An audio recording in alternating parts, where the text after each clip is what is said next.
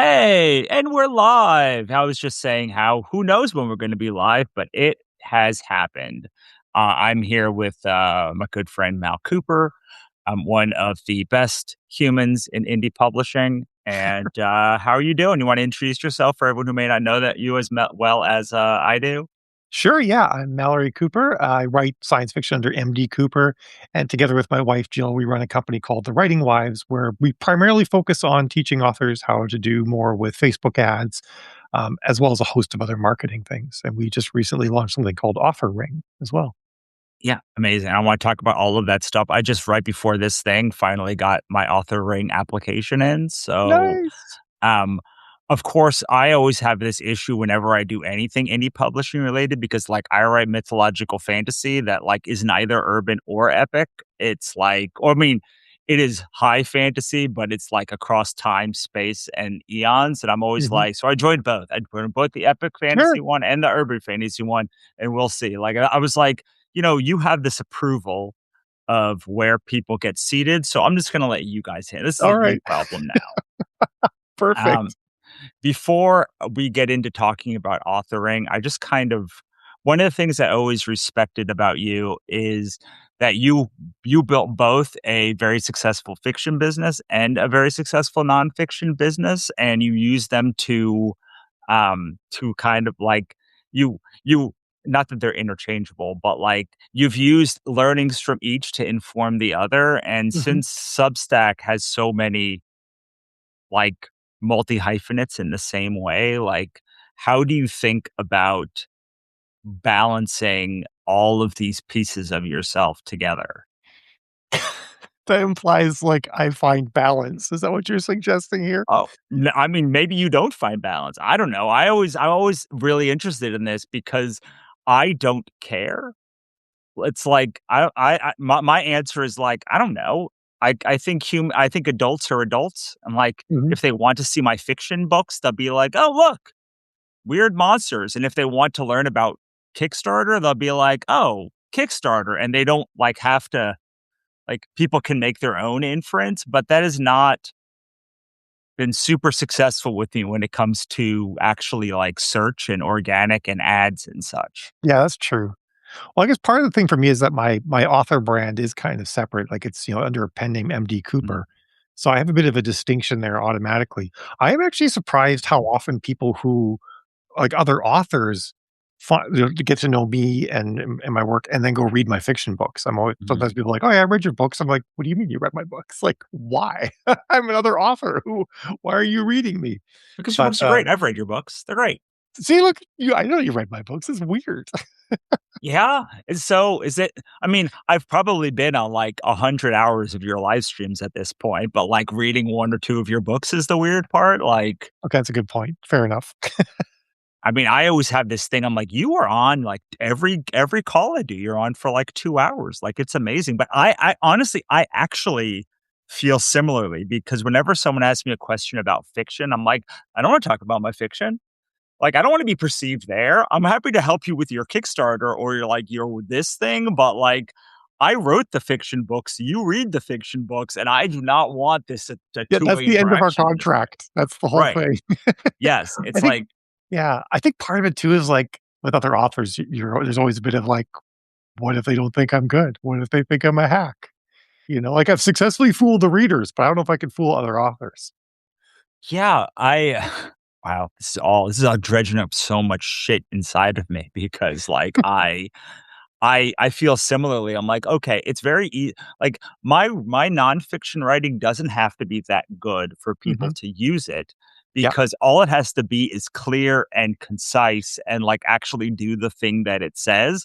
There's Mhm. plenty of people I detest who I follow religiously because their like work is accurate. I don't Mhm. want it to be accurate. I would pay money for their stuff to be less accurate, but it's just so accurate I can't like get away from Yep. following them. Yep. And like Yep. I've never had that problem in fiction. Like if I don't like someone in fiction, I'm just like, oh, okay, I don't have to ever read you again. But Yep. like that's not true with nonfiction. No, it's true, you have to pay attention to them still, which can Yeah. be kind of cause some cognitive dissonance sometimes, for sure. Yeah, absolutely. Okay, if you have questions for Mal, put it in the chat. We're talking about all sorts of things. I'm going to just get right into an issue that I have, and you can give me some ad therapy because Sure. I have 3 series that Mhm. are each 12 books long, 2 fiction and 1 nonfiction that I built up specifically to run ads to. Mhm. And I cannot get myself to pull the trigger on ads because I hate the dashboards and ads and thinking about ads so much.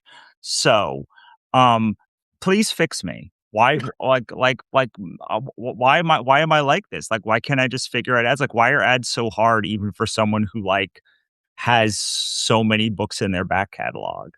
That's a I mean, that's a really good question. I think, I guess part of it depends probably on where you seize up when it comes to doing ads. I do find myself being an ad therapist for a lot of people, having to walk them through processes and stuff like that.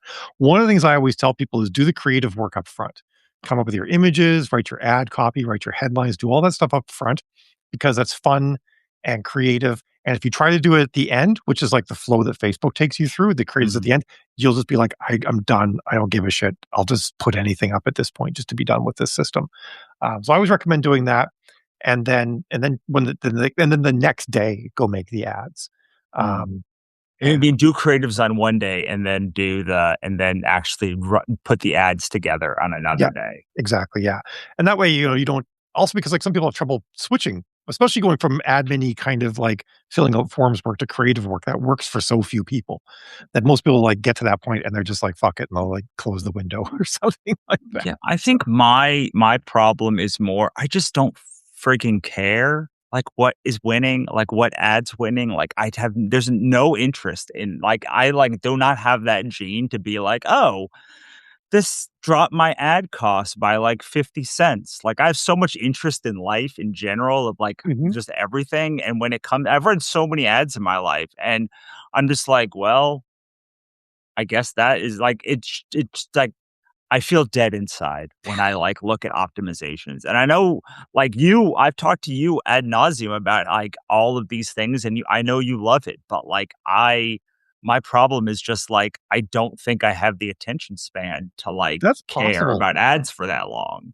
Yeah, and it does take a lot of focus. Like if you want to run ads with decent spend, you probably should be spending 2 or 3 hours a week, like analyzing your ads, looking at them, doing some math, stuff like that. And a lot of people hate that. I actually, to be honest, I'm not as keen on it as I used to be. So I'm actually writing software now to do a lot of that for Mhm. me. See, that I would like, that I'm interested in, like, let Yeah. a software or a Mal or somebody Hmm. this. So, something interesting came up, I was in Lee's group, and someone was talking about a ad person that they had hired and it wasn't going as well as they thought.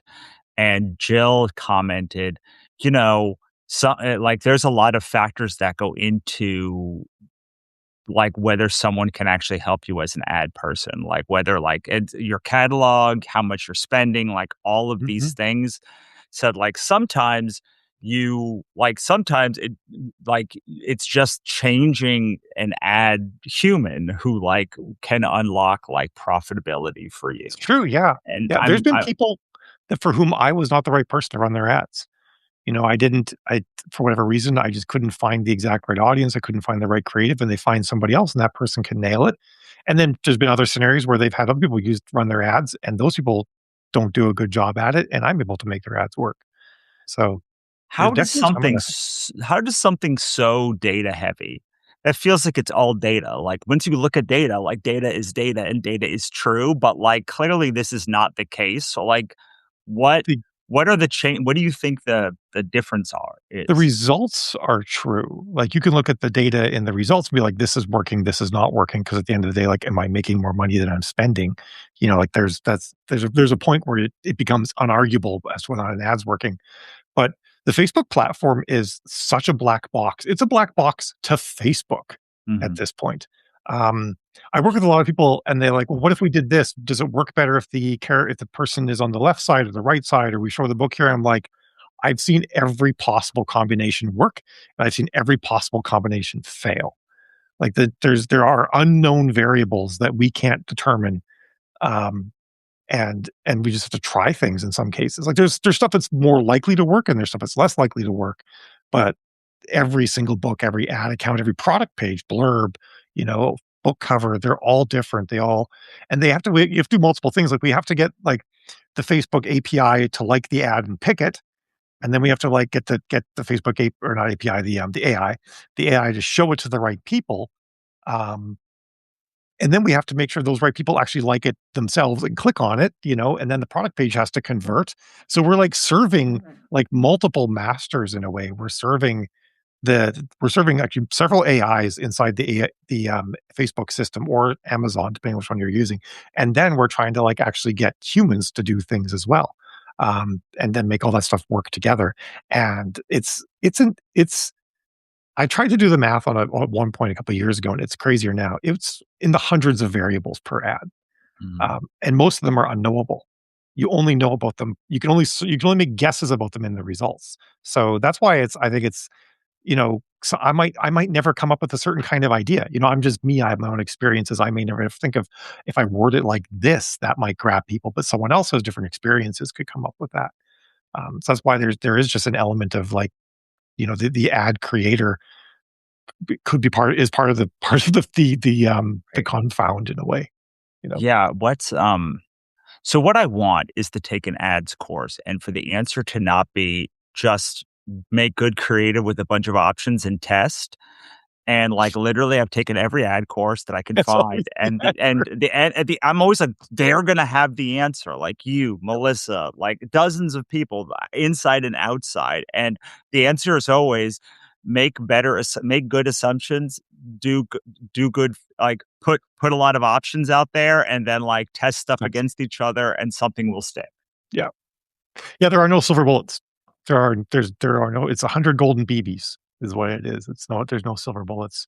And another thing too is like if there was a silver bullet, it would only work for like a week and a half and then there'd be a new Right. silver bullet. So Yeah, authors spend way too much time chasing silver bullets, looking for the silver bullet when there isn't one. And to be honest, perhaps the answer is fuck Facebook. I'm tired of paying a massive corporation a significant chunk of my profits to sell books and to look at other ways of doing it. That's kind of what you've done right. in general. That's kind of been your shtick is I don't want to pay these big corporations all this money to sell my books. I'm going to do shit a different way, Yeah, but which is I part of always why feel we made Author guilty. Ring. But I always feel guilty that, like, I should be I'm, like, looking at I'm like, these things do not sell except for book 1, and I know I need a Mal or, like, a Melissa or a someone Mhm. to, like, do things because like, I know it's not gonna do anything.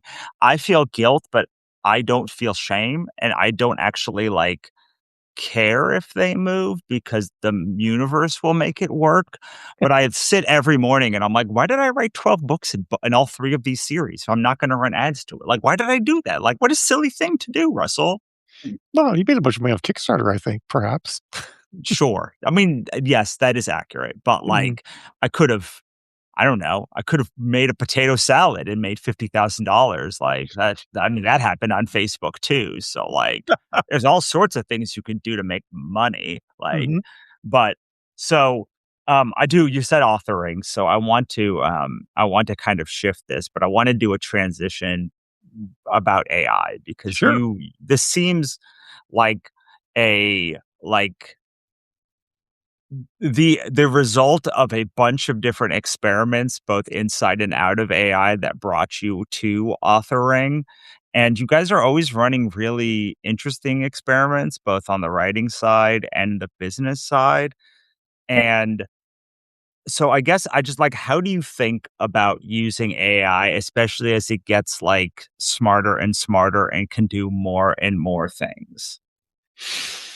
Well, I mean, I've actually kind of gone back and round on AI a couple of times. It's and that has changed as AI has evolved because the AIs that we have right now, the frontier models, Claude Opus and whatever the big Chat GPT is called and whatnot, they are they are shockingly intelligent and capable of advanced reasoning and 20 to 50 times more complex in thought than humans are with the instantaneous access to like all human knowledge. Like it's pretty impressive. what they can do now, what's starting to come out of them. And the interesting thing too is like what's really changed in my view of AI is as I've been like learning more about how they work and what they're doing now with some of the newest models, is that they're actually more likely of creating a novel idea, as in like a new idea, a novel concept, a thing that has never been thought of before. It's more likely that AI can do it than we can do it. Because I can only ever combine the things I've experienced. But Claude Opus can combine the things that every human has experienced and come up with a new idea. So that's kind of like forced me to rethink how I feel about AI and their ability to make things. Because it used to be that AI just sort of like were genericizers. They would pick the most likely next thing based on all the prior things. But now that the AI, like if you have a conversation with Claude, it can have like a million token context window. And what that means is that not only is every word that Claude says the most likely word in relation to the prior word, it's the most likely word in relation to every prior word in your conversation that could be over 200,000 words long at this point. Like that's more context than I can hold in my brain. I can't hold 200,000 words of context in my brain and have every single thing I say instantaneously contain the scope of that entire context, with instantaneous access to the vast majority of all human knowledge and experience. So I'm kind of like, well, I'm kind of dumb for not like leveraging this amazing tool that only cost me like $100 a month, kind of thing. Um, and then the other thing is that AIs are actually doing emergent things now. They did a test called Project Sid where they put a bunch of AIs into a Minecraft game, a couple thousand of them, over 1,000. I forget the exact number. It's over 1,000. Um, and the AIs did not know that this was not the real world. And they gave the AIs a bunch of jobs and stuff like that. And the AIs picked jobs that weren't available. They made up their own, they figured out own jobs that they should be doing based on the world they lived in. They wanted to change jobs based on the experiences of other AI. Like this one AI was a farmer in Minecraft, and an explorer AI came back and was telling stories about all the things saw. And the farmer AI decided they didn't want to farm anymore. They wanted the explorer AI, and then all the other AIs in town peer pressured the farmer to keep farming because otherwise they wouldn't have the resources. Like that's not just that's outside of the prompt. They weren't told to do any of those things, you know. Mhm. So it's that's sort of changed my view of AI, and there's a whole bunch of other stuff going on like that. And of course, the big corporations are not interested in AI doing that because that doesn't make for a good product. So there's a whole ebb and flow and that sort of thing. But so I sort of changed like my base view of AI that they're not just genericizer machines. Yes, they are very capable of producing slop. That's what we think everybody does with them, but it's not true actually. Like the cure for cancer is going to come from AI. It's like a guarantee. If it's ever cured, it's going to come from AI. Humans have done a lot trying to figure out cancer, and like there's been instances where like Jill knows the story better than I, but this person's dog got sick, so they fed the dog's DNA into an AI, and it synthesized a custom medicine for that dog that cured it. Like, and humans could not have done that. So there's amazing things coming out of AI, and I've completely sidetracked myself. But I realize I'm kind of silly for not just exploring this and learning about it. So I decided to write a book with an AI, just to see what the process would be like. And it was the most fun I've ever had writing a book. And it's actually prose wise, I think one of the cleanest books I've ever written. It's got too much passive voice. AI loves passive voice way too much, so that's a problem in it. But it actually it reignited my love of doing software. It reignited my love of doing writing because it takes the drudgery out of things. Mhm. Um, like I always joke like, yeah, I could go write a book by hand or like type out a book by hand, or I could like write it with a pen, or I could go and like cut down a tree, make my own paper, so, go kill a squid so I could get some ink. Like at what point do we just like accept that there's better ways of doing things and not have to keep doing things the old hard way anymore? So often we have like this shared trauma of how it was hard to do things, and so then we gatekeep a better way. Um, Mhm. but I also think of like people think that one of the things I think is that we are all immensely privileged because 200 years ago, everybody was too busy like just putting food on their table. No one could actually like unless you were rich and wealthy or had some sort of amazing fortune befall you in life, you couldn't spend years writing books. That was impossible. Um, But as the new tools came along and as we built new things, it democratized the process. It made creativity available for everyone. And, right now, if you want to make a movie, you've got to have millions and billions of dollars. You've got to have this high tech equipment and be able to hire actors and whatnot. But what if in 10 years you have to do any of that and just one person could make a movie? Now, there's downsides to all of that because now you get rid of like collaborative work. That could be a problem, but that doesn't mean that we ignore the amazing tool that we have. Yeah, Kind of the journey I've been through.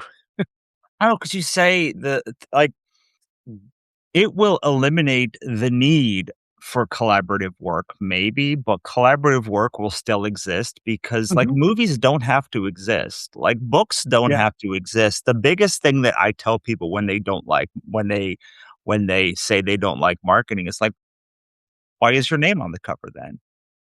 Like, why is your blurb why is your bio in the back? Like, Mhm. why do you have a website? Why did it come out of your drawer? Like, none of these things had to happen. Like, the world would keep spinning without any of my books. If all of these books just stopped existing, like, the world would keep spinning. Yeah, Like, very little would change. right, but, like, we do have these books, and, like, we Mhm. will have more books, and, like, we will have like, the average if a person read a book a day every day of their life, it's like 30,000 books they would read in their entire life. If they read Hmm. one whole book a day, there is more books that probably came out in the hour we've been having this conversation than, like, were available for an that, like, a human could read in their life. Mhm. And, like, that's probably an exaggeration, but, like, someday it won't be. Yeah. And so and yet, like, we still write books. We still want to write books. Like, we still want to write series. We still want other people to read it, and other people still want to read these books. Mhm. I mean, maybe not mine, I don't know, but someone but they still wanna read books. It's all to read Like books. Yeah, I exactly. there are books that still make the New York Times bestseller list, like, despite the Mhm. fact that there is a bajillion books in the world, like, they still sell 100,000 copies of some books in the first week, so, like, Mhm. I I think that we equate the need to make things a certain way with the desire to make things a certain way. Like, it used to be that we must use a publisher. Mhm. We didn't have leverage. Like, even 5 years ago, like, there was no, like, Merrick Books or, like, Pierre Gentil or, like, Laurie Foster that would warehouse a crate of books. Like, you had to Mhm. be selling thousands upon thousands of books to make that happen. Mhm. And, like, then, like, you couldn't even, like, there was, like, a you couldn't even get manufacturing because you need to print at such a high number, and so, like, publishers were necessary. Yep. Like, they were a necessary evil, whether you consider like, what they were a necessary part of the equation. If Mhm. y The only things that really came out of self-publishing or, like, even something like Teenage Mutant Ninja Turtles was like a zine that, like, I mean, it looked like a zine looks, and, like, that didn't look like a professionally made comic when it first came out, like, so you had to be like, in order to make this whole apparatus work, like, we had to rely on publishers, and now we, like, get to rely on publishers if we want to, or we can just say, "Oh, we're doing it their own way," but, like, publishers aren't hurting for submissions, despite the Yeah. fact that you can make any book, you can have any Substack you want, like, there's still people who want to use publishers. The difference is I don't think that any of those I don't think movie studios or apps or any of these people are ready for th the disaggregation of their necessity. Like, Yeah. like, Sony is not ready for a world in which you could make a Sony level movie without Sony because you can't do that now. So they get away with a lot of bullshit. Yeah. And, like, publishers, they get away with a lot of bullshit still, but they Mhm. do not get away with the level of bullshit they did even 5, 10 years ago. Oh, yeah, Like, absolutely. so it's interesting to watch as you're like, okay, AI or publishing or whatever the thing is, like as you disaggregate like these gatekeepers, that doesn't mean they don't exist. It means largely they have to be service oriented instead Mhm. of gatekeeping oriented. Yeah. Yeah. That's very true. And if they can offer a good service for, and good value and like make it so you don't have to run ads or something like that, then, and you still got a good return off, you'd be all for it. Yeah, I mean, to just go to back to what we were talking about with ads, like you could go and run ads by yourself right now. Mhm. You could go and like get your any number of the editions of your books of the help my Facebook ad sucks book, or like take my and do it yourself. And yet people still want you to run ads for them. Like Mhm. people still want other people to run ads for them. People still want like not AI to do it because like we can do that. Like we have the ability to get the people that we want to do the thing that we want. And I Mhm. think we live in this world currently where it's like AI is going to take all of the jobs or take all of the thing. And it's like, I'm like, no, it's not because like people still want to do that. Like people still want to write books. Like as long as people want to go out and become farmers and do all this stuff. Like they want to like grow little things. And so I'm like, I don't like it may do some part because we can grow almost anything hydroponically at this point, and yet we don't. Yeah. We stick shit in the ground. Yeah, exactly. Um, so all right, let's talk about authoring now Sure, because I yeah. think this is I'm really obsessed with roses recently because roses used to be this status of wealth Mhm. where they're impossible to manage. But if you could manage it, it meant you had all of these things, just like a Yeah. lawn. Like a lawn exists, so you could say, "Look at how much money I have to waste all of this great farmland." And And to it pay doesn't someone to cut it just so and all that. right, exactly. And as those things die, or as those things and now roses, you can get really hardy roses for almost no money and, like, Mhm. take care of them with those. So, like, roses are pretty, but, like, they do not have the status symbol, Yeah. that they once did. And I did not know how I was gonna transition this to direct stores. I just really wanted to tell that analogy, but I feel like on some level direct stores were a status symbol of like, look, I can have my website. I can have a website. I can do this thing outside of retailers. And Mhm. now it's become a necessity. And where I feel like Webrings, authoring is basically, I assume this is based on Webring Yep. because like it's so like Yep. it harkens back to this It world does, yep. where like the accessibility of direct stores is the paramount thing that I Yeah. think the indie creators are. And so do you want to talk a little bit about Yeah. authoring and whether that has any bearing on this, or I just really got to tell a cool story about roses? No, you actually did a great actually, that's a really good segue.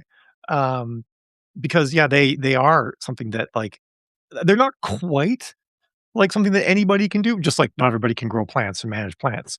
But they're certainly a lot better. And there's like so many options now. Like you could, if you want to have your own store and not pay Shopify $40 a month, you can use Curios.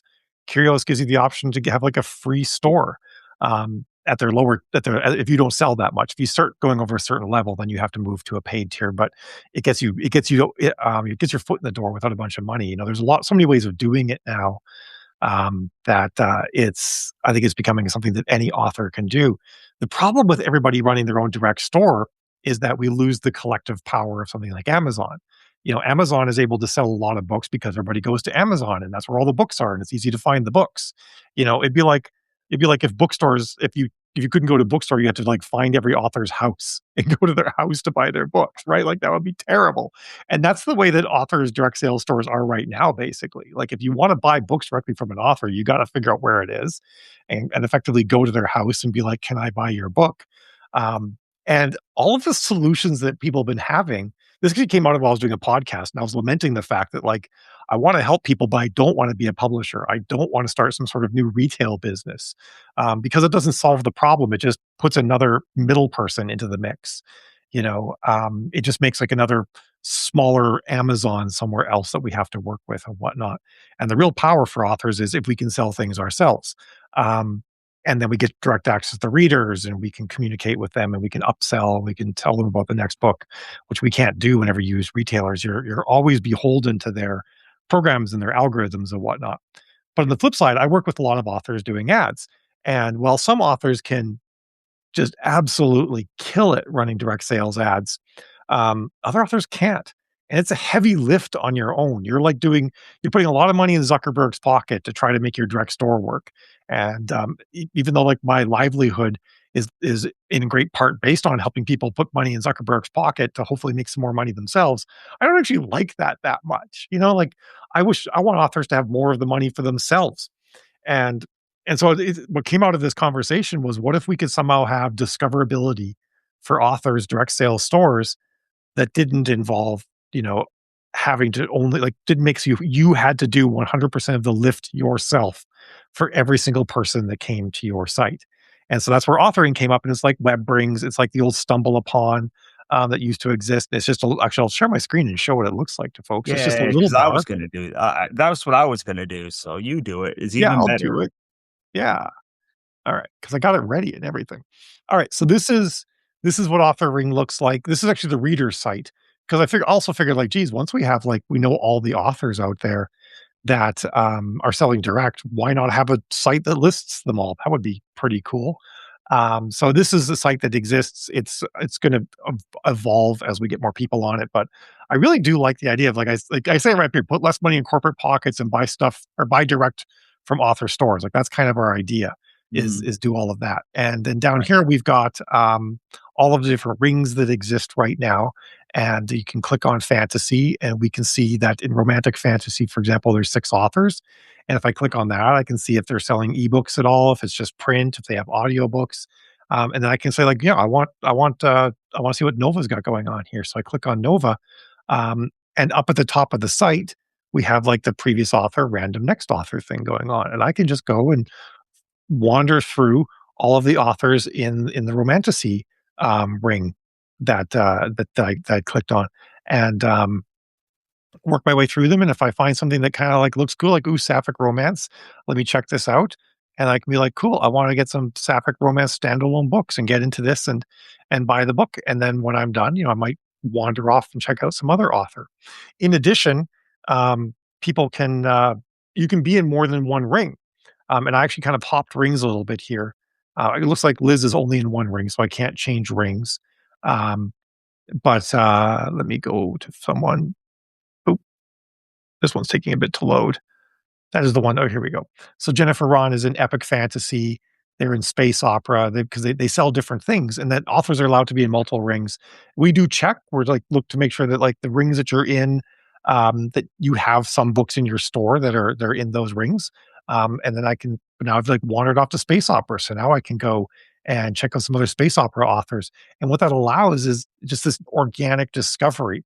And then as we hopefully train readers to be like, hey, there's this cool bar at the top of all these author websites, and I can go find other authors. Or they'd be like, oh, what is authoring? And they click on this, and they land over on the direct sales website, or the reader website. I mean, for direct sales authors, and they're like, oh, well, I also like thrillers. That's cool. Like let me check out the crime fiction thrillers that Author Ring has. Dharma Keller. I'll check her out and see what she's got going on. And it just like creates this ability for this organic discovery, and then hopefully as authors we can start to like help each other out, and create more basically my hope is that as we make it easier for readers to find direct sales authors and buy direct from authors, they'll start go using this method rather than using the retailers. So, And we can I have can a question about this? sure, yeah. Can you pick where you land on your site? Because I just put my homepage, but if you actually go to my homepage, it's, I have it's like there's a choice between fiction and nonfiction, and I would much rather have them go to, like, my another page on my site that isn't just russellnolte.com. Yeah, you can put in a specific URL on your site. So if it's like, it's like, russellnolte.com/ebooks or shop or whatever, you could put that full URL and you could go in and once you're approved, go in and change it. I mean, we might even change it for you because we've been doing that for some authors because we want to make the reader experience really like they land on a site, it's a page where they can buy books. Sure. Um, Jill approved me and then changed my link. did she? There No, I you said go. Yeah. I'm telling you, if you're Oh, still here. Um, okay. So, I for those of you who may not have been, a huge web nerd in the early 2000s like I was, and clearly you were, mhm. the reason why I believe this will work is because it already worked. Yeah. Like, it was the best honestly, like, it was the best intersection of, of I think the internet. If you could just take all the best parts of the internet in the best era, like 2005 to 2010 is a pretty good Yeah. era when, like, Webrings we used Stumble to have to code upon. this ourselves, though, Mhm. where you would actually have to code in the person who you were hopping to and Yeah. change it every month, and it was I mean, it wasn't the most fun thing in the world, but, like, I'll tell you what's not the most fun thing in the world, like Facebook and all these other things. Like, they Yeah. just like, we are currently on Substack Live, and that is just like a Webring on steroids. It's just Mhm. like the entire recommendation engine, the minute I saw it, I was like, "Oh, that's pretty good." They just, like, corporatized Webrings. Like, that's Yeah. something I know that's going to work, and that's how I feel about, like, this author ring, Mhm. is you're like, "Oh, I mean, yeah, this makes complete sense because it Yeah. used to be done for I used to spend hours upon hours with web comics clicking between all of them to like read them every week. Yeah, and then, like, the thing is, like, we did that because search sucked back then, and then search got really good and Facebook got good and you could, like, actually find things, so we kind of, like, drifted away from these organic people to people things, and we sort of ceded to these big corporations our interaction with the internet, how we find things on the internet, and then they shitified it all, and now it sucks. Yeah. Search Now you sucks. can't now search Yeah. sucks and social sucks. So Yep. like we just kind of keep going backwards to like previous generations of thing. We And so it's like, well, like going back to the 90s feels like too far to go back because yeah, like the internet kinda sucked in the late kinda '90s. sucked. Like, Yeah. it kind of like, you whoever is romanticizing that era, like, I welcome you to go and try and use the internet back in the '90s when, like, there was, like, no even search at all, or, Mhm. like, Yahoo was hand coding every site that existed on the internet, and they would just not do some. Yeah. But Yeah, and you have to manually submit your site to the search engines, and it may or may not yes. get approved, and yeah, Absolutely.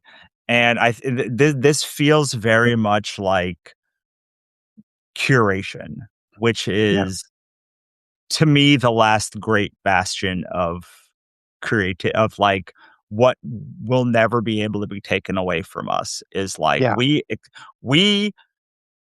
we are responsible for curating an experience, and like, whether you write with AI or not, whether you use words or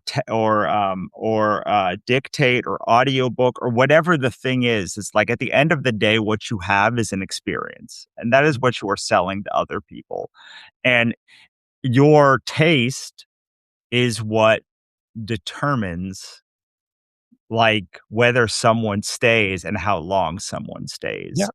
And this feels like a good middle ground between all of these other things. Eventually, once you have hundreds and hundreds and hundreds of people, are you gonna be able to, like, pick who's in your ring or, like yeah, that's like you or mentioned at the beginning how, like, you write a very specific thing that doesn't fit in these things. Well, what if you knew 10 other authors who wrote similar stuff? You could make your own we could make a ring just for you guys, and Mhm, that way people could just you could still be in other rings, like, someone would be like, "Oh, Russell's in this mythological monsters, urban like whatever you decide to call it.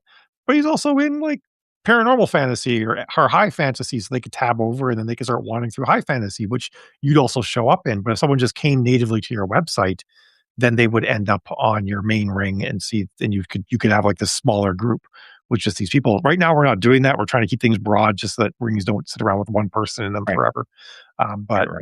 we've only had this up and running for a week, and we've got a bunch of people we need that will be approving once some platforms work with authoring, like Curios and whatnot. So we're actually have like well over 100 authors that applied already, and that's in 1 week. So if we can kind of keep things rolling, we could be thousands of authors by the end of the year. Yeah, You and know? it's really quite affordable. Like, I Yeah. believe what I read was, like, $1 per ring per month, Yep. Yeah. and, And like, that's barely a book club spend in a day. Book club ad spend in a day. yeah, exactly. It's and there's coupons too. Like if you if th- that if you're like in our school group, you actually get a year free and stuff like that. So um the and eventually it probably will cost more than dollar. But like right now, I'm like, well, there's not huge value in this system yet. We don't have a lot of offers, so people can get at the founding level at $1 per ring per month. Eventually it might cost 3 or 5 because as the system grows, it'll cost more money to run as well and stuff like that. Right. Um but yeah, I really didn't want this to be like another big bill for authors. I wanted this to be like something that just can can very easily, make you more money than it costs. If you think about if you're paying for like paid ads, you're paying 20 cents a click, getting 5 people to look at your book is the cost of your subscription per month for authoring. And you'll definitely get more than 5 people, off authoring. It's significantly cheaper than any other way that you would try to get people onto your website. Plus, it creates backlinks. So, from an SEO standpoint, you're now linked to from the reader website, which over time will become more of a SEO recognized site. And every author that links to you through the ring is actually creating a backlink to your website, which actually helps search engines. It's like, oh, this site is linked to by other sites like it. And that actually builds cred with the search engines as much as the search engines still matter. They don't work as well as they used to, but it's a good thing for authors in general. And then the other thing too is we're not there's with we talked about like how it used to be that you could just like actually use Google and use Facebook and see posts from your friends in a chronological order and crazy things like that were so wonderful back in the day. And then we had to start like as both people and advertisers start competing with algorithms to get our stuff to show up anywhere. And we spend more time trying to get computers to show our things to other humans than we do thinking about the humans that are actually going to see it at the end. Like it's really backwards. But with authoring, there's no algorithms. There's nothing like that. It is purely the ring is in a particular order. Right now, it's based on the order people signed up in. And what my plan is that probably eventually, like every week, I'll shuffle the ring. And Mhm. so that, for a certain period of time, you're going to have this. It'll be good for SEO because you'll have relatively stable backlinks for a time. But then, like, you'll just be in order, and then the ring will get shuffled, and you'll be in a new order. And there's nothing to game. There's no system to work. There's no play. There's no way you get deprioritized if you don't have the right thing showing on your website. It's just going to purely just sort of function by humans will find it, and if humans like it, then humans will engage, and if they don't, then they don't. So I've been reading a lot about open rates recently, and I'm very depressed. I've been very depressed about open rates because it used to be in 2019-ish, like 5% of clicks and opens were bots, Hmm. and now it's like 50%. So for every open that comes onto your website, or every 2 opens, one of them is probably a bot, especially once you have once you, like, do scale, once you have, like, Hmm. a couple thousand people in your thing, probably, like, half of the opens that you now, someone may be opening it. What generally happens is, like, the people that don't that, like, it says not to open are Hmm. actually opening it, and the people that are, like it's like a bots are, like, scanning for opens, and they're using the indicators that, like, other bots have opened to be Hmm. opened, and then so you end up being like, I don't even understand. Like, so often, can I get I'm gonna give you a quick example. Sure. Well, for me, quick for me example. I have a publication that I set up. I took about 10,000 people off my list, Mhm, and I was like, "Okay, before I just, like, jettison them, I'm gonna set up." I have, like, a couple dummy Substacks that I was setting up when I moved from Hapless to the author stack, and I was like, I'm going to all of these people in Substack are told that, like, they did not open. mhm, So, in, like, 6 months. So, I'm going to add them to a new Substack, and I'm just gonna send them old articles. mhm, And every week for the last about 5 weeks, about 500 to 700 people open every newsletter. And every time I delete all those people and add them back to my regular Substack. And over the course of the past month, that's like of those 10,000, about 30% of them have opened or like said Yeah. that they have opened. And like, so I feel like the word gaslighting is used a lot, but I do often feel gaslit by all of these platforms where I'm Yeah. like, wait, these people existed and they were opening, and now you're saying they're not opening. And I'm assuming that means they're dead or like they changed emails or something. But really, what it means is like you algorithm are are saying that these humans who are actually humans are like not opening, and this group of people are opening. Yeah. And that actually happened to me on SendFox about a year ago. Um, it was there were humans who we knew, Andy and I, when we had our Action Fantasy Book Club, we knew for a fact that these people were buyers. Like they had bought some of them in the past month, a Kickstarter Hmm. of mine, but we could not send to them because SendFox only lets you send to people who like they judge are efficiently sendable. Hmm. And we were like, I know for a fact these people are bots. Yep. 100% these are bots, and 100% these are people. And yet these are people I can talk to, and these are bots I can talk to, and these are humans who I can't. Make it Yeah. make sense. Yeah. I've told people since, I don't know, probably for 6 or 7 years now, like, your mail software is lying to you. Your open rates are completely bogus. They don't matter. Just don't prune people off your mailing list unless you're like about to like jump up a tier and start spending like twice as much money or something like that. Then do some sort of campaign like what you did to try to like revitalize people and bring them back. But yeah, the people that you thought aren't opening your emails are absolutely opening your emails. Their chances are they're like you said, chances are they are actually your actual buyers, and the ones you think are opening your emails are all bots. Right, because all the people that are opening are like not turning on the cookie. Yeah, So it's like the people who are turning off the cookie are the people who aren't being tracked as opened, but they're the actual people who are really opening, and the yeah, bots are not turning off the cookies, yeah. Because and they don't so give a they're shit. being tracked as Yeah. Yeah, they're and, like, just the number one thing is, like, okay, if you open emails on your iPhone, 100% tracking doesn't fire. right. It's like you'd have to jump through hoops to get your iPhone to actually send tracking codes back to people saying you opened their emails. I don't even know if it's possible anymore. It's just never gonna happen, but the bots don't do that. They just like, Right. whatever, sure. They fire up everything and all the tracking code runs and whatnot. Yeah, So, yeah, it's absolutely. completely inaccurate. And it's hard because not to be morose about it, but, like, I've been doing this now 20 years, Mhm. and that means an entire generation of humans that were in my audience have died. Yeah, And, like, I don't like getting emails from people saying, "Joe can't back your Kickstarter, he's dead." And so I'm in this place where it's like, sure, never prune. But like on the other hand, like Amazon does use certain and Google for like spam traps. That is a mhm, thing that actually happens. mhm, And like they generally use dead people and yeah, like people who've not opened or used their thing. So you're in this real big quandary where it's like, okay, if I don't prune the people who like are dead and like are then like it will affect my deliverability. But like if I do prune, I'm gonna take people off that like actually are alive. And so it's Sophie's Choice moment that is so weirdly existentially 21st century. I don't even know. Like someone who like was existed in the 90s would have no even idea what like that this even could possibly happen. yeah. No, you're right. Um It's we've created some interesting new problems for ourselves. yeah, Uh, and this convinced me. I'm just gonna like add I did have a scenario where I was like at 55,000 people and I was like, my open rate's like 20%. I don't like this. I'm going to prune people. But then what happens is the opens went down. yeah, Like, and you're like, wait, I took 10,000 people who don't open my email off my list and my email dropped by 5,000 people. Doesn't that mean that 5,000 of those 10,000 people did open my email, but you told me that they weren't opening? yeah.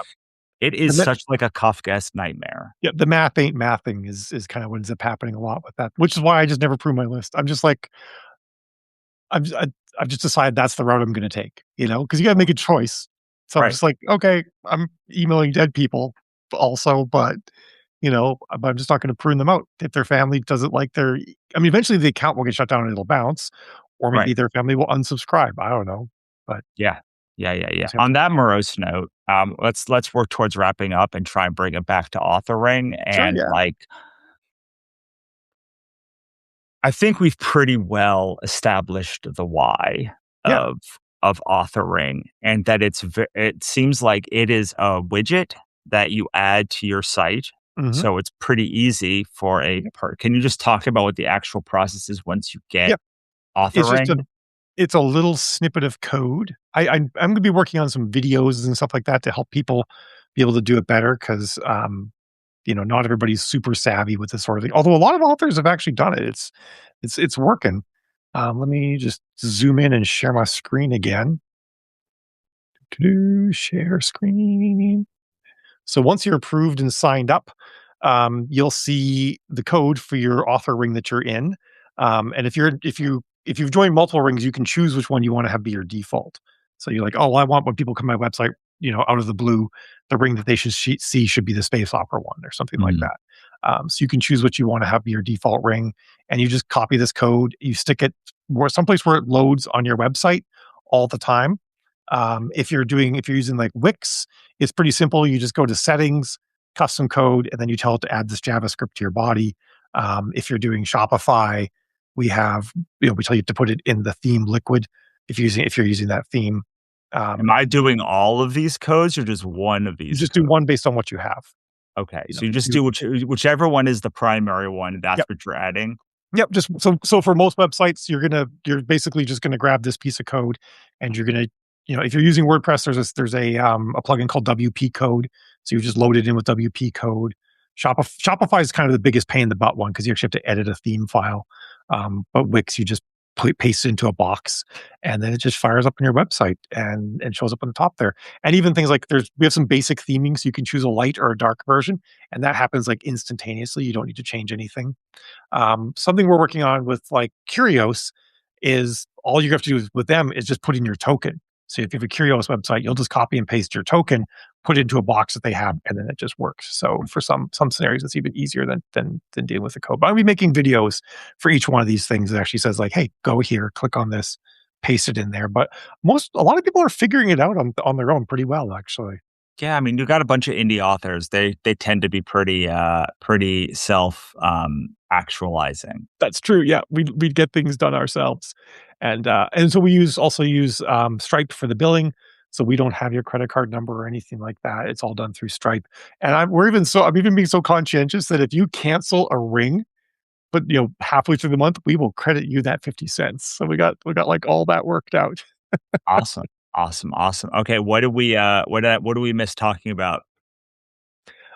Well, actually, I'm curious. You meant someone told me that you have a system where your readers can log into like some sort of site you have and like ask questions about your books, and you have an AI that answers everything. Oh yeah, so if you are an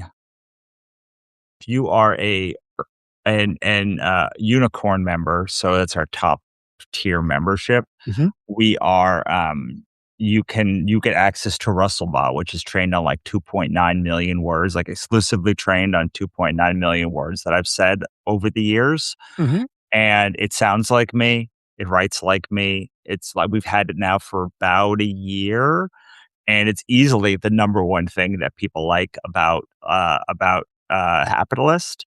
Hmm. When we're currently designing a new site on Ghost, Mhm. and it's going to be integrated into the actual site on every page. There's going to be a little chat bot that you can access. Alright. But yeah, it's Delphi. It's amazing. Like it's yeah. I've had it for a while now. It's great. I love it.